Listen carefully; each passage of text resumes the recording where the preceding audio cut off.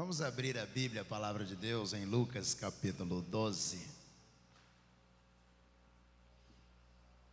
Jesus, em Lucas, ele conta duas parábolas, elas têm o mesmo fundo que nós gostaríamos de considerar. Uma delas está em Lucas 12 e a outra em Lucas 16. Lucas 12, 13, a partir do versículo 13, capítulo 12. E a outra está no capítulo 16, que é uma parábola também muito conhecida, a parábola do rico e o mendigo. Diz assim, Lucas capítulo 12, a partir do versículo de número 13. Nesse ponto, um homem que estava no meio da multidão disse a Jesus: Mestre, diga a meu irmão que reparta comigo a herança. Mas Jesus lhe respondeu: Homem, quem me nomeou juiz ou repartidor entre vós? Então lhes recomendou: tenham cuidado e não se deixem dominar por qualquer tipo de avareza, porque a vida de uma pessoa não consiste na abundância dos bens que ela tem. E Jesus lhes contou ainda uma parábola, dizendo: o campo de um homem rico produziu com abundância. Então ele começou a pensar: que farei, pois não tenho onde armazenar a minha colheita? Até que disse: já sei, destruirei os meus celeiros, construirei outros maiores, e aí armazenarei todo o meu produto e todos os meus bens. Então direi à minha alma: você tem em depósito muitos bens para muitos anos. Descanse, coma, beba e aproveite a vida. Mas Deus lhe disse: louco, esta noite lhe pedirão a sua alma. E o que você tem preparado, para quem será? Assim é o que ajunta tesouros para si mesmo, mas não é rico para com Deus. Vamos orar? Senhor, abençoa-nos, ó Deus, neste momento, na ministração da Tua palavra. Que seja, ó Deus, uma demonstração de manifestação do Espírito do Senhor a cada um de nós, de tal maneira que sejamos influenciados e não resistamos, mas encontremos-nos, ó Deus, no centro do querer do Teu coração. Venha, ó Deus, e ministra sobre cada um de nós. É a nossa oração em nome de Jesus, o nosso Senhor. Amém. Amém. É interessante que o escritor de Lucas, ele vai, do Evangelho de Jesus Cristo, Lucas, ele vai relatar, contando uma parábola, ou seja, registrar uma parábola contada por Jesus. E ele vai precisar exatamente os termos da outra parábola contada por Jesus no capítulo 16, conhecida como o rico e Lázaro, o rico e o mendigo. Esse texto fala de um homem, e se você olhar nas entrelinhas do texto, você vai perceber que ele já possuía alguma riqueza. Porque primeiro ele diz: derrubarei os meus celeiros. Está no plural. Ele não tinha um pequeno celeiro, um pequeno lugar para guardar, mas ele coloca no plural: derrubarei os meus celeiros.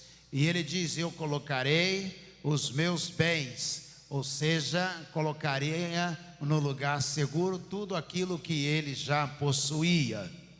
Este homem tinha uma visão da vida, embora sendo rico, que poderia enriquecer ainda mais. Uma visão própria do capitalismo, do mundo capitalista que nós vivemos. Mas ele, ao perceber que produziu muito mais do que esperava, ele imediatamente toma uma decisão, e essa decisão, vou usar a expressão de W.C. Tozer, não é o derramar de uma hora, mas é o transbordar de uma vida inteira. Ou seja, ele coloca para fora uma expectativa que já estava no seu coração.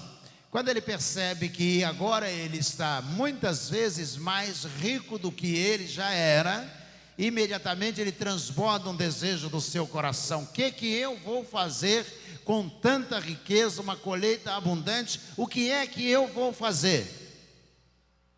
E aquela expectativa, ou seja, aquele pensamento formado no seu coração, na sua mente, ele vai transbordar imediatamente: já sei, vou fazer celeiros ainda maiores, vou construir celeiros ainda maiores, e eu vou juntar tudo que produzi, e eu vou, ao juntar tudo que eu produzi, eu vou sentar na cadeira de balanço na minha varanda e vou dizer: alma, come, bebe, dorme, folga, porque tens reservado para muitos anos. E Deus dá a ele, ouve ele uma voz que dá a ele uma notícia de algo que ele não poderia comprar, que ele não poderia juntar no celeiro. Poucas coisas na vida da gente, a gente não pode comprar. Eu lembro o homem rico do livro O Pequeno Príncipe, de Exupéry. Ele está viajando e aí ele encontra um homem rico, o Pequeno Príncipe encontra um homem rico, e Exupéry, o autor, faz questão de dizer: ele era rico, muito, mas muito, muito rico. Então ele fala para o Pequeno Príncipe: eu sou dono de tudo, eu tenho tudo o que eu quero, já comprei tudo o que eu gostaria e posso comprar muito mais. E aí o Pequeno Príncipe pergunta a ele: e você tem muitos amigos? E o homem rico responde: não, amigos não tenho, amigos de verdade mesmo eu não tenho. E o Pequeno Príncipe diz a ele: vai ver que porque amigos de verdade a gente não pode comprar. Poucas coisas na vida são coisas, me permitam, incompráveis, a gente não pode comprar. E o fim da vida, ou seja, o final da história de cada um de nós, quando a morte se aproxima, a gente não pode comprar. Ele poderia comprar tudo o que estava ao seu redor, poderia derrubar os seus celeiros, construir celeiros ainda maiores, uma expectativa de muitos anos, com muita riqueza, viver regalada e esplendidamente, conforme a narrativa do capítulo 16. Mas ele recebe essa notícia: esta noite pedirão a sua alma. E tudo o que você fez vai ficar para quem? Tudo que você juntou, tudo que você produziu, vai ficar para quem? Toda a riqueza da história da humanidade, desde as dinastias do Egito, dos grandes faraós do Egito, toda a história de conquista da Europa aos outros países, quer por meio da Revolução Industrial, quer por meio do capitalismo, toda a conquista, quer por meio de exército, de equipamento bélico, de invasões, de tiros, de bombardeios, de explosões, tudo isso ficou. E todos os conquistadores já passaram. O que Jesus está fazendo questão de deixar bem evidente para cada um de nós é que nós temos um tempo contado e que nós devemos nos preocupar com aquilo que é fundamental. John Stott, pregando no Congresso da Vinde no Brasil, citou uma frase que eu nunca esqueci: devemos fazer o principal da coisa principal. O principal é fazer o principal da coisa principal. Quando Jesus está contando essa parábola, ele está dizendo que este homem, ele não estava fazendo aquilo que era principal. Ele perdeu completamente a visão. Imagine você que seria possível dizer: olha, produzi em abundância, tenho muito mais do que eu preciso, vou ajudar os outros, vou construir aqui um hospital nesse vilarejo, eu vou construir aqui um lugar de acolhimento de pessoas, eu vou socorrer pessoas, eu vou ajudar pessoas. Mas não. Ele já era rico. E enriquecer ainda mais, deu a ele a ideia de que ele não precisaria mais trabalhar e se preocupar. Jesus diz: essa noite é o fim da linha, acabou. Já acompanhei muitas pessoas que passaram por este momento ao longo de todo o período de ministério, 37 anos de ministério pastoral, 4 em Cabo Frio, na primeira igreja, e 33 anos aqui. Toda esse momento, essa oportunidade de acompanhar pessoas já no final da vida. Vi muitas pessoas dar o último suspiro enquanto eu estava ali ao lado da cama. E elas dariam tudo que possuem para viver pelo menos mais um ano, mais um mês, talvez mais uma semana. Aquele homem era rico, mas Jesus está dizendo: o que você tem de mais precioso, você vai perder esta noite. Quando nós temos a oportunidade de fazer aquilo que Deus quer para cada um de nós, nós percebemos claramente, saindo da parábola de Lucas capítulo 12, indo para a parábola de Lucas 16, também trata de um homem rico. Diz que vivia regalado e esplendidamente, vestia-se de linho finíssimo, provavelmente sua casa cheia de festas, abundância de comida, e à porta da casa dele um homem pobre, um mendigo, chamado Lázaro, que comia a comida que sobrava, e os próprios cães vinham lamber as chagas no corpo, na pele desse homem pobre. Martin Luther King Jr. diz que aquele homem, na narrativa de Jesus, ele vai para o inferno, não porque era rico, não porque dava festa todo dia, não porque se vestia de modo regalado e esplendidamente na narrativa bíblica, não porque tinha comida em abundância na sua casa, mas porque à porta de sua casa havia um mendigo, e ele entrava e saía e via ali o mendigo e nada fazia em favor daquele homem. Ou seja, naquela noite ele veio a morrer. Tal qual a expressão de Lucas capítulo 12 é o fim da linha para ele também. Todos nós teremos um fim da linha. Toda semana eu estou na capela fazendo culto fúnebre, às vezes 1, 2, 3 vezes numa semana.